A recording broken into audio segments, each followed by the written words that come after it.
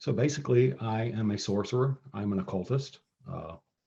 For people who don't really relate to the word sorcerer, I'll just use occultist. And my God, man, I practice various modalities of sorcery. Chaos magic is obviously my foundation. I am also an ordained Catholic priest with the independent sacramental movement.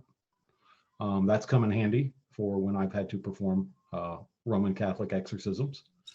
And of course, we can talk about that later, but I'm a sorcerer, I'm an occultist, I practice all sorts of modalities of sorcery.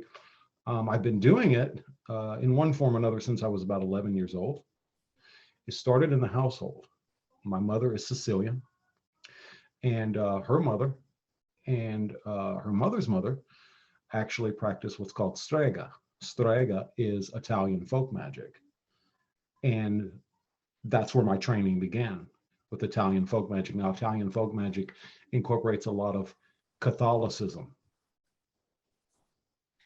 I also have a jinn spirit who has been with me roughly since the age of 6. A powerful jinn. He's kind of dark. He's a trickster, but he has always been there for me, protected me, and defended me against bullies and even other dark spirits.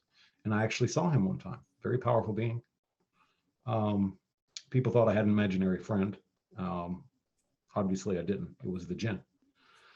But Catholicism, folk magic, hoodoo, voodoo in the sense of religion, not so much as magic. It's a spiritual practice, the voodoo, for me, and for most people.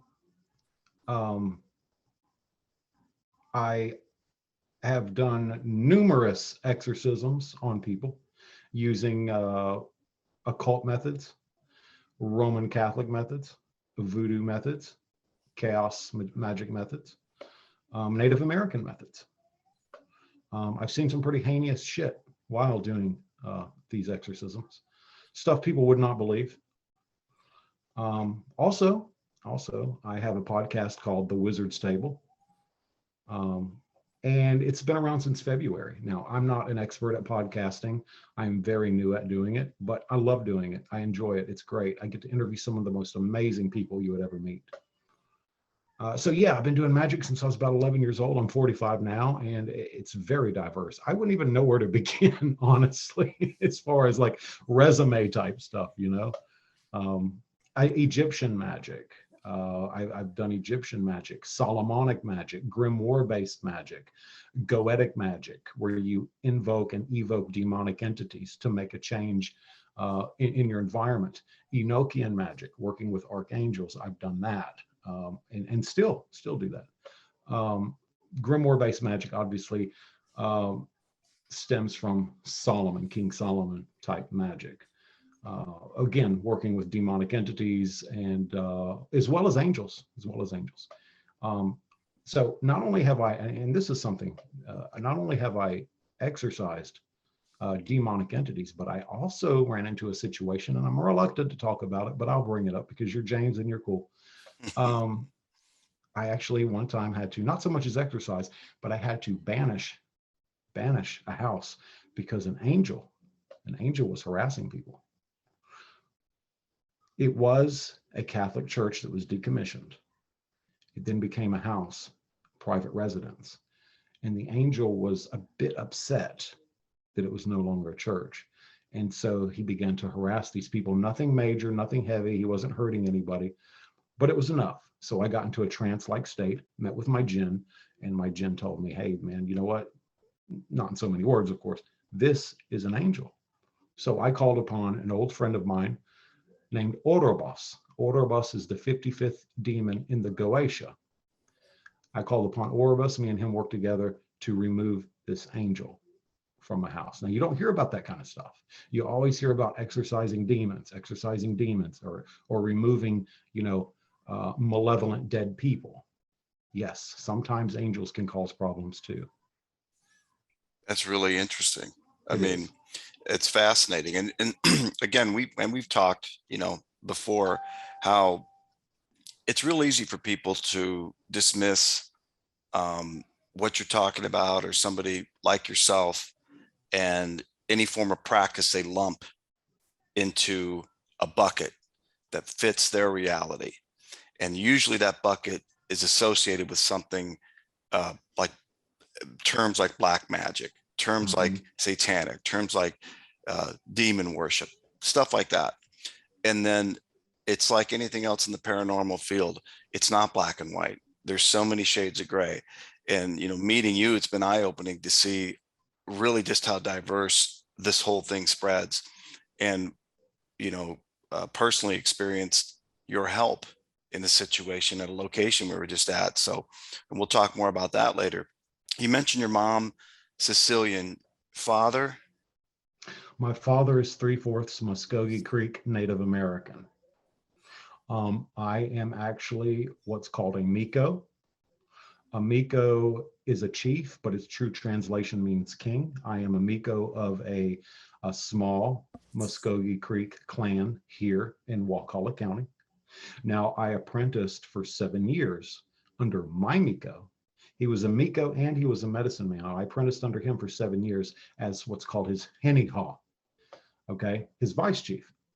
And I learned a great deal amount of things from him. I learned how to make sacred medicines, pour sweat lodges, do the ceremonies, which are very lengthy, very old, very sacred, stomp dances, things like that, by heart. Nothing was written down.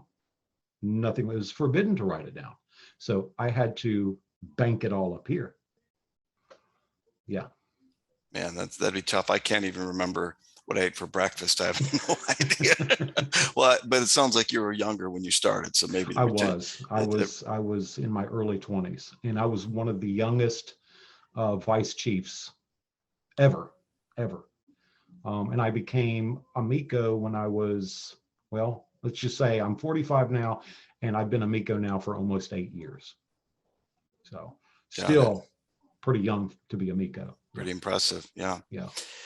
And so, you know, we've talked again in some detail about some of your experiences, but it's fascinating. And, you know, when you talk about practical application of some of these practices that you've mastered or study and have experience with, can you share, in whatever detail you want, some of the more profound experiences that you've been called into to use some of these applications to help people?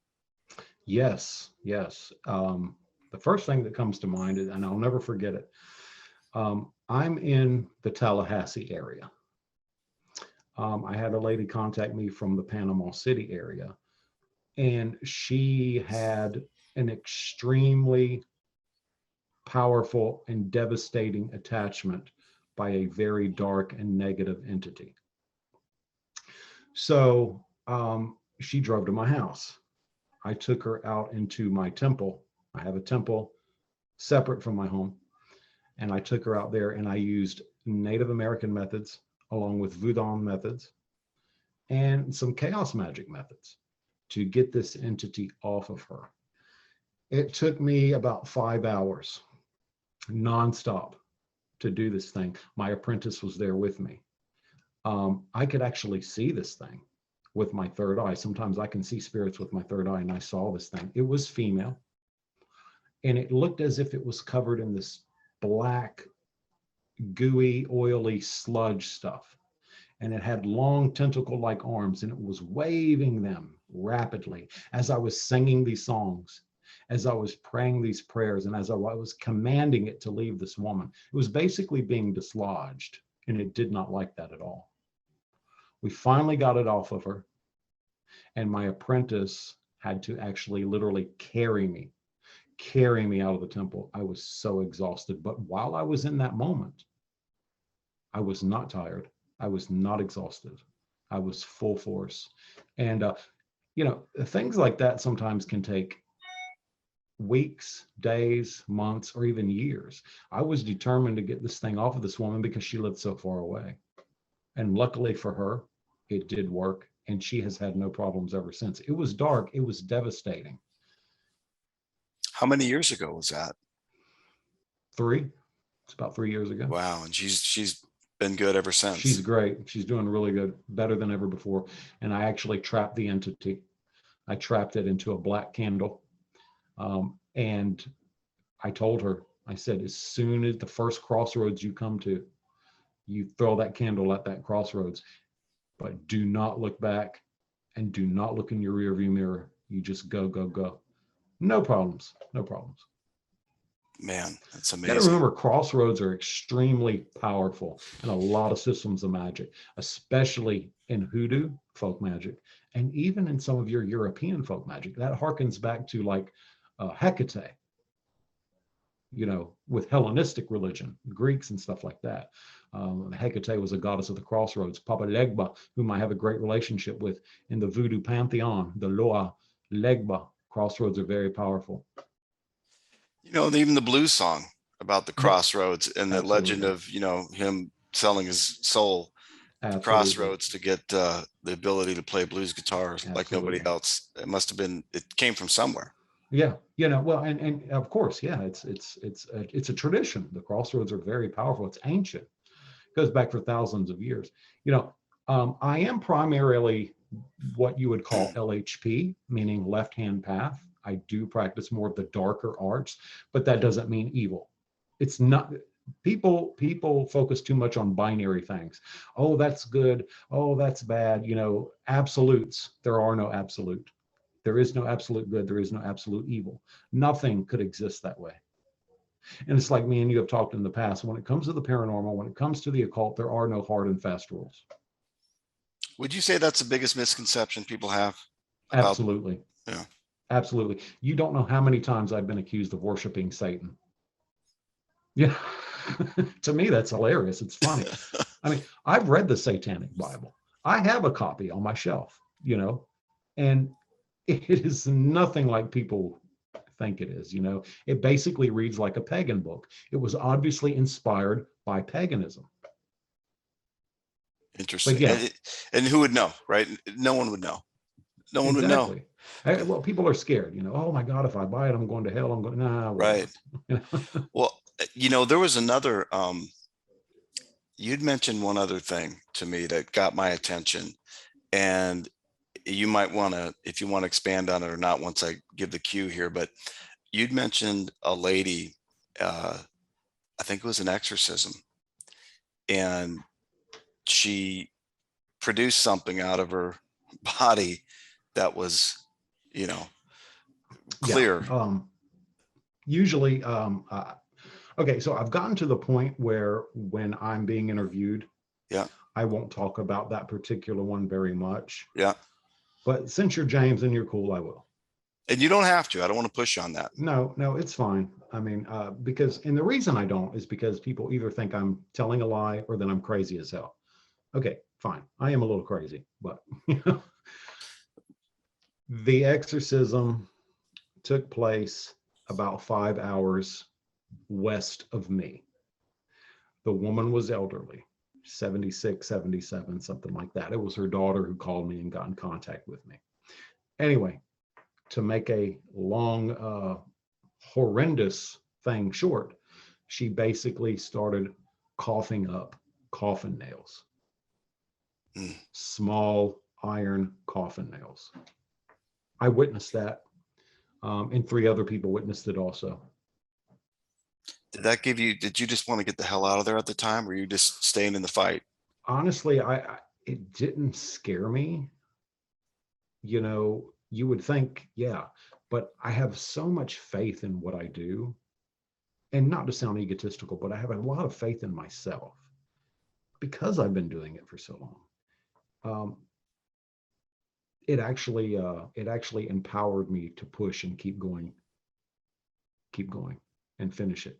So it was kind of a galvanizing experience for you. For sure. Yeah, absolutely. Wow. See, me, I would have probably, yeah. I would have screamed and ran. So I got to hand it to you.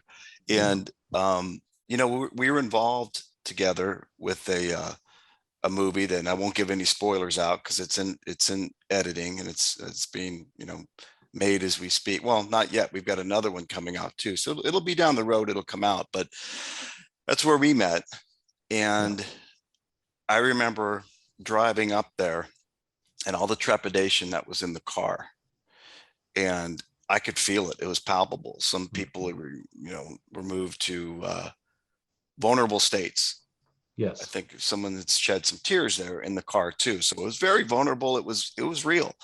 And I remember, at that moment wanting nothing more than some kind of protection. And you provided a protection ceremony for us going in twice, because we did the scout trip and then we did the actual 2 days of filming there. And also as part of that, there's some evoking and things like that, and things happened, and I'm not going to give it away, but it did. Things happened there as a result of that. And some people that I think chose different, I'll just put it like this, a different tact of how they did or did not want protection or what they thought about it. I've talked to a few as a follow-up, and there's still some things that are affecting them that they believe are coming from this place that we're at. And what are your thoughts about that place in general, without giving it away? What did you take away from that experience? Sure. Absolutely. Yeah. I don't believe that they are what most people think they are. I believe that they are not necessarily evil, okay, but a very, very malevolent interdimensional spiritual force, interdimensional spiritual entities of great fucking power. Great power. They're extremely intelligent. They know exactly what they're doing. And I feel that when I went there and did what I did, that it stirred them up, it confused the hell out of them, and it made them pause. Made them pause. I think it worried them. I think they got very worried because they're not used to something like that. Here I am coming in there and using techniques that no one, to the best of my knowledge, has ever done before. And yeah, it's got them worried. I think it's got them scared.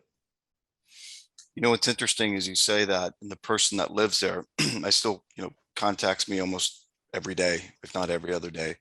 And he told me, and I hadn't told you this, but he said exactly what you said. He said, since you guys left, I think they're confused. I think they're still trying to figure out, and he hears them at times. And he said a lot of discussion, almost arguing about what was going on. Then 2 to 3 weeks after we left, he had some things happen that hadn't happened in years, with some direct contact and some direct messages that he could tell me some of it, and I won't give it away now, but he said he couldn't tell me all of it. And some images that I think I shared with you, that happened about 2 weeks after we left. So the intention is to go back and maybe we'll see about that as the next trip. And so we probably have you on again as a follow-up to that down the road. I'm eager to go back because there are some other techniques that I would definitely like to employ at that place. Now, again, like you said, without giving anything away, I will say that some of the stuff that I did, well, I prayed in Hebrew. I did some prayers in Hebrew. Hebrew is a very ancient, a very old language. And in my opinion, from what I think they are, and even if they are what everyone else thinks they are, they're going to know Hebrew, and they're going to be like, holy shit, when they hear that language. I think that when I made the decision to do that one particular ritual using Hebrew, part of it using Hebrew, the other part was Hindu, but nonetheless, I think they woke up a little bit. They woke up a little bit because it's something that they don't hear very often. You know what's interesting about that is the same person that owns a house before, during, and after that, and I never mentioned it to you. He knows somehow through some of the things they've shown him that there's an ancient component here, and everything he does, he researches how the word translates in Hebrew. Everything Really? he does, their names he hears, things he hears, he translates, looks up the meaning of it in Hebrew, because he said there's a tie into ancient. So I think you may have hit the nail on the head with the thing that perhaps, stirred him up. If we're trying to string together the dots or connect a theory in this, that makes perfect sense to me based on, what I know from him about that. So fascinating stuff, man. Fascinating stuff. For sure. Yeah. And again, I'm eager to go back. So. What's awesome is to have you as part of this team, because I know that a lot of these groups and people like us that document things don't have that in their tool bag, as far as and I noticed the difference. I'm honored. Yeah. Well, likewise as well. So listen, I appreciate you taking a little bit of time here, and if you're open to it, I figured maybe we could you could leave us with maybe some kind of a blessing. Absolutely. Native American blessing. Yeah, absolutely. I'd love to do that. I think that'd be great. Thank you. Okay, sure. Mado Hisaka de Misi, Ibo Fananga, Hofen Hokana, Momakus, Mado. Aho. So basically what I was doing was talking to the creator and asking for blessings from Hisaka de Misi, the giver and taker of the breath of life. And I was also talking to the Hofen Hokan and the Hofen Hokana, which are the ancient holy ancestors that dwell with the Great Spirit. Fantastic. And Momakus means may it be forever.